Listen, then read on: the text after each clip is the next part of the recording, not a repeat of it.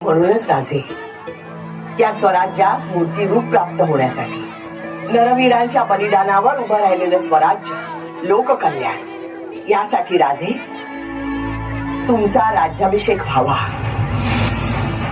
अशी आमची इच्छा आहे। राजे श्रीकृष्णाप्रमाणे तुम्ही धर्मस्थापना केली। 5 लाख घोडा हत्ती लष्कर आरमार गडकोट उभे केले। असं असता मस्तकी छत्र चामर धारण करणं हे कर्मप्राप्तच होतं। स्वराज्याचं सार्वभौमत्व सिद्ध करण्यासाठी तुमच्यावर राज्याभिषेकाचा विधी झालाच पाहिजे। राजा म्हणून सिंहासनावर आरूढ होण्यासाठी आम्ही हे केलेलंच नाही।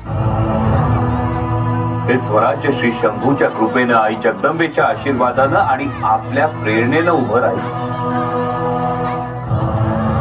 आणि औसाहेब राज्याभिषेक म्हणजे पैशांचा अपव्यय। राज्याभिषेकाच्या निमित्तानं गडावर पै पाहुण्यांचा राबता वाढला। भेटी नजराणे यावर अमाप खर्च होईल। सगळं राज्याभिषेकाचा हा घाट बाजूला